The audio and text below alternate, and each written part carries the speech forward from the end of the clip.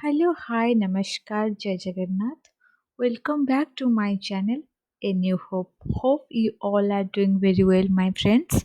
Uh, Please do subscribe and share, like my videos. Thank you. Today we are going to discuss about sports authority of India Khelo India के एक vacancy के बारे में। दोस्तों, sports authority of India and Khelo India के एक vacancy निकला है जो कि हम उसके डिटेल्स बात करेंगे। एलिजिबिलिटी क्राइटेरिया क्या है, कौन कौन अप्लाई कर सकते हैं और उसका सिलेक्शन प्रोसीजर, एप्लीकेशन कैसे भरें। चलो हम वीडियो शुरू करते हैं। ये जो sports authority of India Khelo India है उसमें contractual engagement of young professional है। कंट्रैक्चुअल और टेम्पररी, ये जो बात है बहुत लोग ये कंफ्यूज हो जाते हैं कि कंट्रैक्चुअल और टेम्पररी में क्या अंतर है।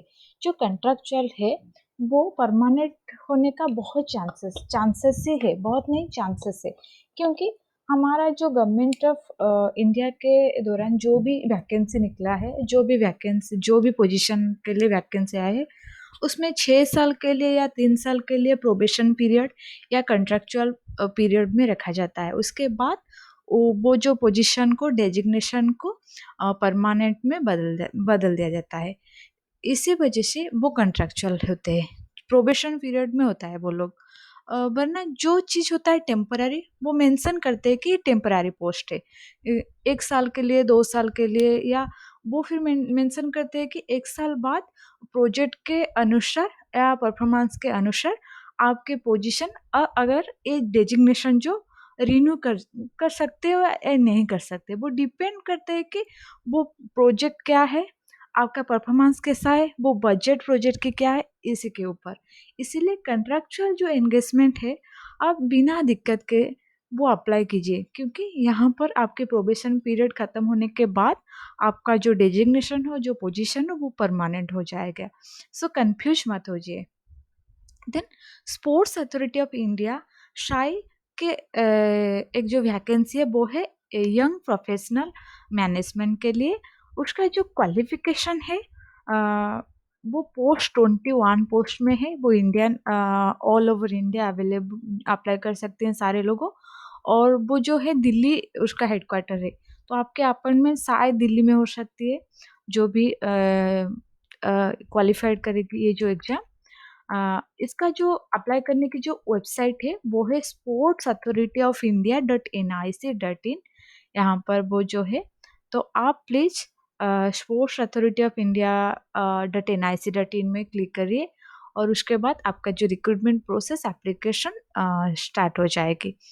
Then if you have any query, if you want to know about this post or anything else, you can also send a mail। आप एक मेल सेंड कर सकते हो खेलो इंडिया रिक्रूटमेंट @gmail.com को। कोई भी आपका क्वेश्चन हो, कोई कंफ्यूजन हो, आप मेल भी सेंड करके पूछ सकते हो उनको। The candidate who applied earlier in reference to advertisement number 2074-2019, जो भी ये पहले भी ये जो वैकेंसी निकला था और एक बार निकल रही है, जो पहले से अप्लाई कर रखी है उन्हें दूसरे बार इस बार अप्लाई ना कीजिए। जो अप्लाई नहीं कर रही थी वो जो पहला एप्लीकेशन में, वो इस वक्त अप्लाई कर सकती है। देन हम जो पोजीशन है यंग प्रोफेशनल मैनेजमेंट की, वो है कि आपको one stop service point for the athlete assign to him और her. Then ensure the processing of athletes proposal in SAI from start to end, then communicate with provide support to athlete in person when needed। ये जो आपकी position है young professional की, उसका responsibility क्या है, आपका ड्यूटीज क्या है। ये जो 3 पॉइंट है कि आपको टू प्रोवाइड कंसल्टेंसी टू जो एथलीट है, आपकी जो भी एरिया आपको प्रोवाइड किया जाएगा, जो भी एरिया आपके परव्यू में आएगा, आप ये तीनों चीज़ों को याद में रखना है कि one stop service point for the athletes assign to him और हर, जो आपको दिया जाएगा इस एथलीट को आप सर्विस प्रोवाइड करना है। जो कोई भी सर्विस वो साई के अंदर आती है वो आपको श्योर करना है। Then ensure the processing of athletes proposal inside from start to end. शुरू से एंड तक आपको वो सारी चीज़ ध्यान में रखना है कि आपको जो भी साई का रिलेटेड प्रोजेक्ट हो, वो एथलेट प्रपोजल रिलेटेड, वो खेलो इंडिया रिलेटेड जो भी प्रोजेक्ट हो, वो सारे आपको ध्यान में रखना है। Then communicate with and provide support to athlete in person when needed. हालाँकि आप ये एग्ज़ाम्पल है कि आपकी स्टेट में कोई एक एथलेट खेलना चाहता है, बाहर जाना चाहता है, क्या कोई एक एथलेट है जिसका कोई प्रॉब्लम है या कोई भी अ, उसको सर्विस चाहिए खेलो इंडिया के तरफ से, या कोई भी ऐसा होता है कोई ओलंपिक्स में जाना चाहता है, तो वो स्टेट से रिप्रेजेंट कर रहा है, आप उसको सारी सर्विस प्रोवाइड करना है जो कि खेलो इंडिया जो कि यंग प्रोफेशनल को असाइन है कि ये काम आपको करना है। तो ये जो काम है ये आसान लगता है बट ऐसा नहीं है, ये जो हमारे डेजिग्नेशन है उसके अनुसार ये ड्यूटीज़ ही है। देन एलिजिबिलिटी क्राइटेरिया क्या है? हम कौन-कौन क्वालिफाइड पर्सन इसको अप्लाई कर सकते हैं? फर्स्ट है कि आपको ग्रेजुएट इन एनी डिसिप्लिन या साइंस हो, कॉमर्स हो, आर्ट्स हो, जो कोई भी डिसिप्लिन को हो आप अप्लाई कर सकते हो। लेकिन आपका diploma course in sports management होना चाहिए आपको, सर्टिफिकेट कोर्स हो या डिप्लोमा कोर्स हो, जिसका ड्यूरेशन 6 मंथ होना है। जैसे कि हमारे पीजीडीसीए, डीसीए कोर्स होता है कंप्यूटर लिटरेसी में। Uh, diploma in computer application, then PGDCA post graduate diploma in computer application. आपका जो कोई भी कोर्स हो आज ऐसा ही आपका जो स्पोर्ट्स मैनेजमेंट होता है, बहुत सारे इंस्टीट्यूशन स्पोर्ट्स मैनेजमेंट के भी कोर्स प्रोवाइड करते हैं।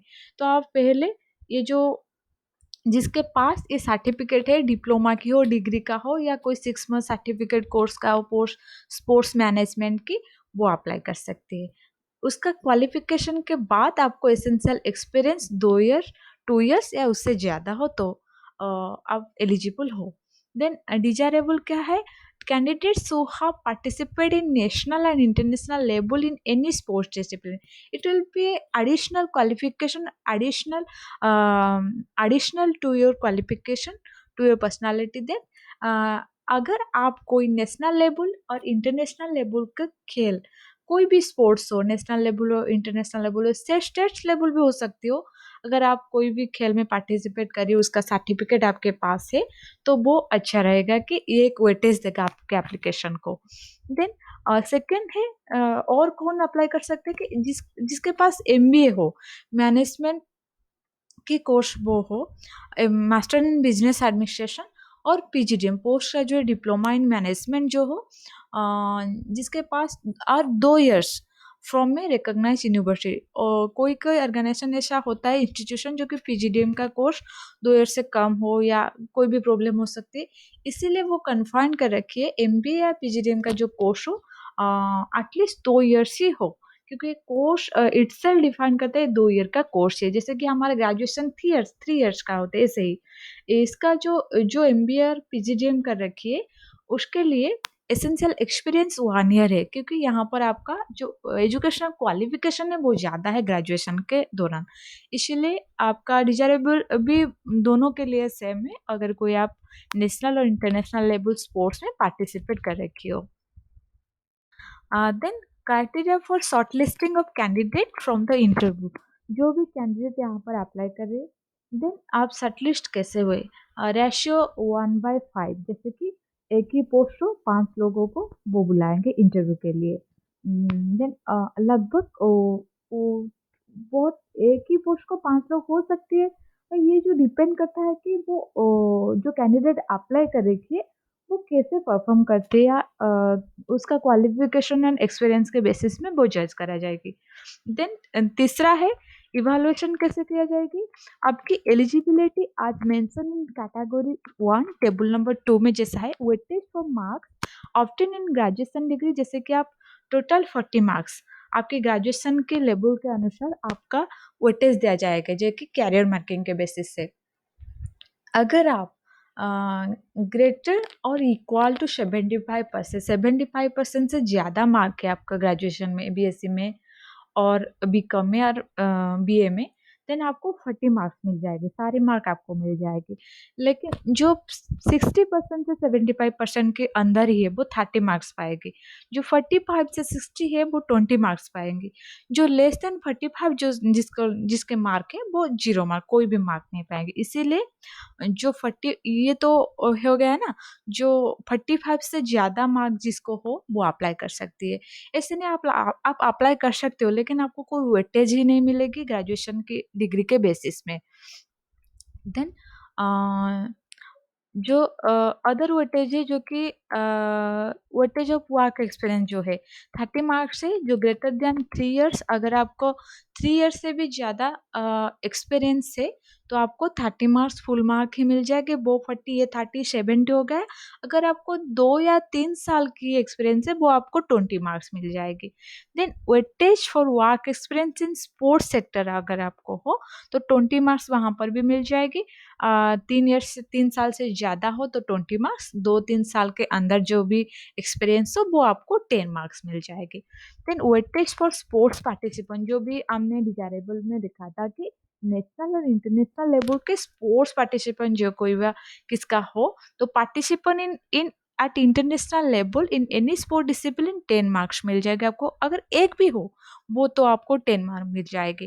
Participation at national level in any sports, कोई भी स्पोर्ट्स हो लाइक फुटबॉल क्रिकेट, जो कोई भी गेम हो आपकी, तो आपको 5 मार्क्स मिल जाएगी।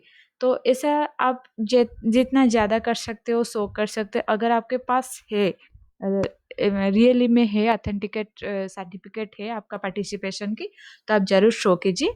और ये है आपके total weightage.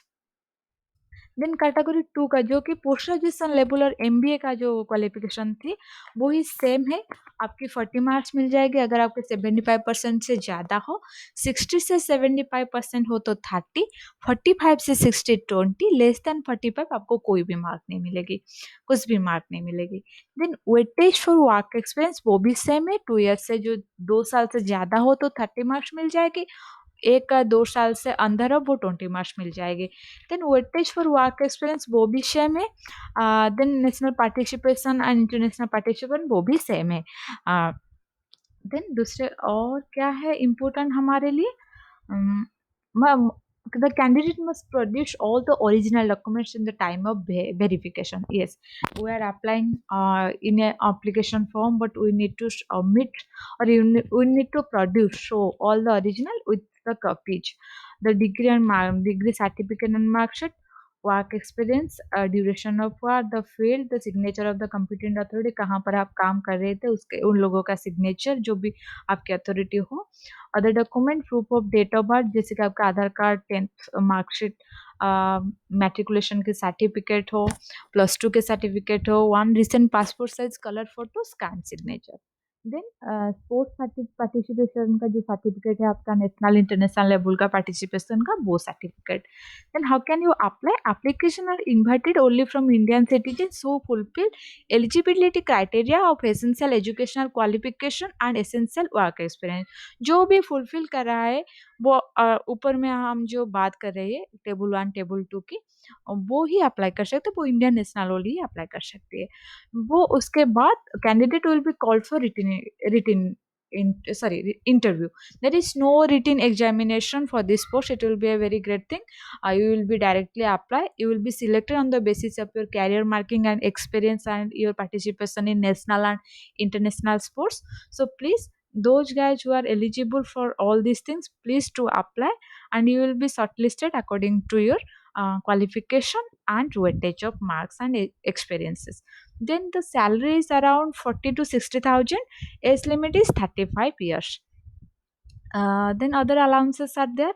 Please guys do apply. The last date the application will be open from 6th of April 2021 from 5 p.m. Evening से शुरू हो जाएगा 6 अप्रैल से, वो 16 तक ही चले रहेगा। उसके बाद वो एंड हो जाएगा, आपके ऑनलाइन एप्लीकेशन क्लोजिंग हो जाएगी। तो आप पहले 7 या 8 तारीख से आप अप्लाई कर दीजिए। अभी से जो भी डॉक्यूमेंट आपके पास है, अगर कोई डॉक्यूमेंट चाहिए आपको, जैसे कास्ट सर्टिफिकेट हो, कोई आपका एक्सपीरियंस सर्टिफिकेट नहीं है आपके पास, तो वो आप अभी से कलेक्ट कीजिए, उसके बाद आप एप्लीकेशन प्रोसेस शुरू कर दीजिए। So please guys to apply for the post, if any update is available for this post, I will be come with that definitely. Thank you guys for watching my videos. Please do subscribe, share and like.